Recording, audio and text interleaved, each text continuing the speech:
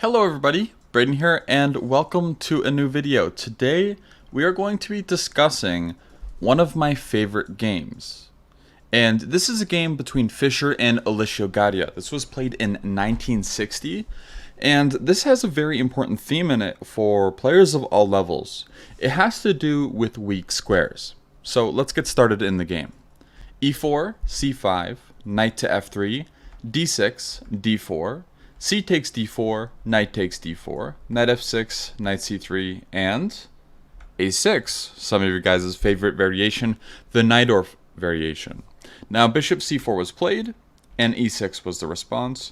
Just for you theory heads out there, you might know that bishop e3, bishop g5, f3, things like that are a little bit more common nowadays. f3 is a little interesting, but yeah, anyways. Not important, but just in case you guys were interested. So bishop c4 was played though.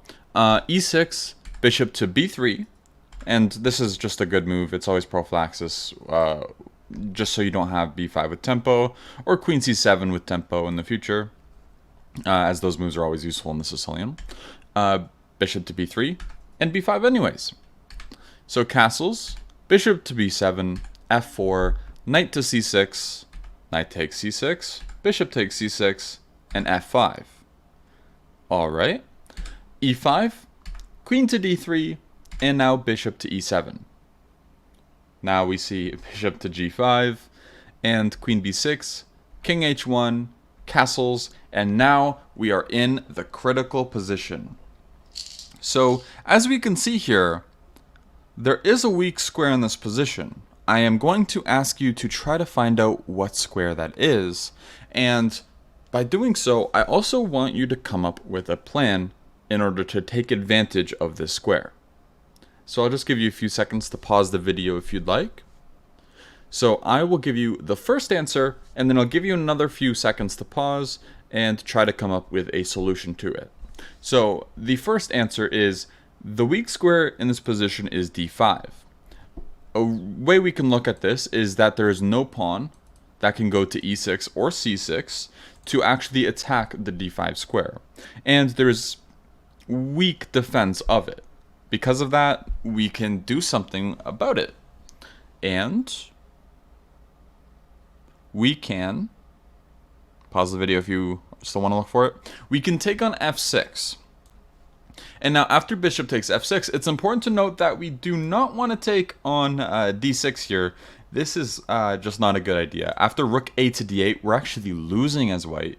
Because, well, for example, if you play queen a3 or queen b4, those are the only two squares you can go to. Doesn't matter.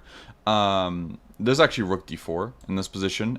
And then after queen a3, now b4. Or just like a5 should also work. But yeah, unfortunately, this is just not good. And you are losing in this position because the queen is pretty much trapped. And even if it doesn't get trapped, which it does, you would lose a piece. So, of course, you do not take on d6. Instead, you play the move bishop to d5.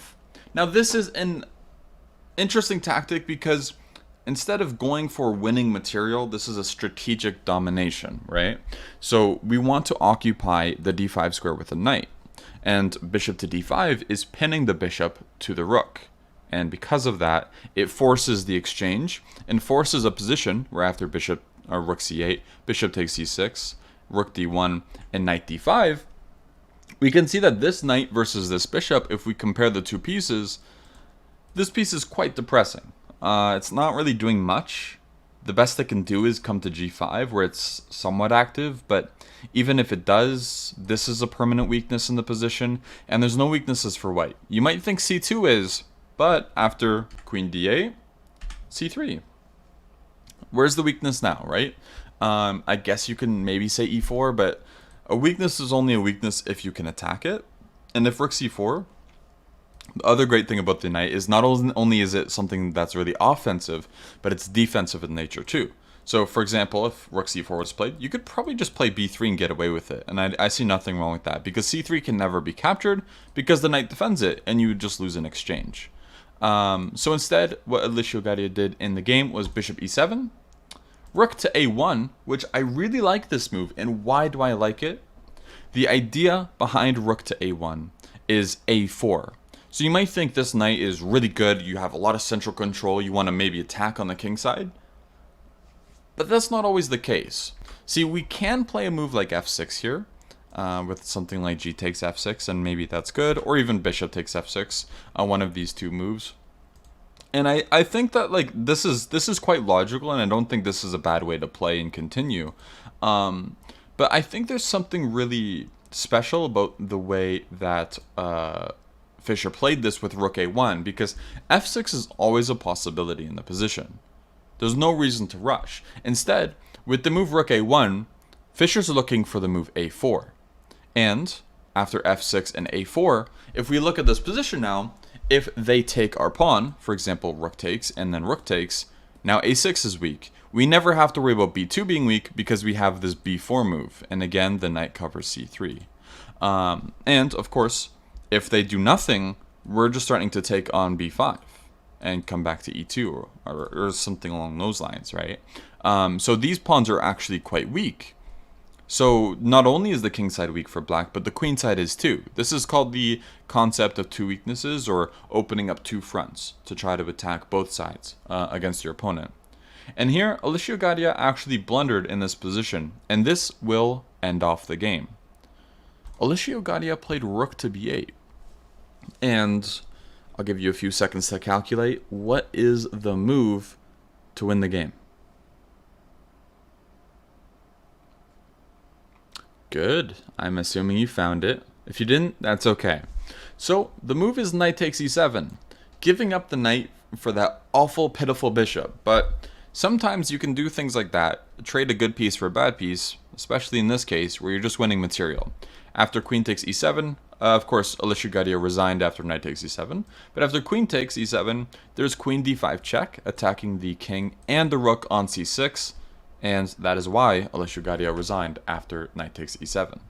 So, as a review of this game, if we go back to this position, all of the pieces, the minor pieces in this position for white, influenced the d5 square. However, not all of the pieces for black influence the d5 square, namely this bishop.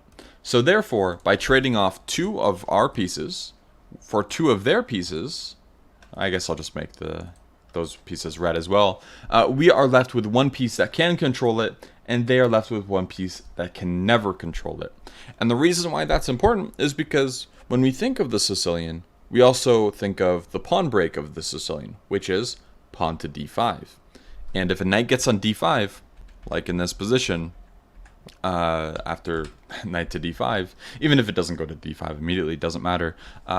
In this position, this is just hopeless already, because, well, black can't go for any active counterplay, and things are just really bad. So hopefully that was useful for you. Again, if you see a weak square, see if you can control it with your minor pieces. And I'll see you guys next time in the next video. Thank you for watching. Bye-bye.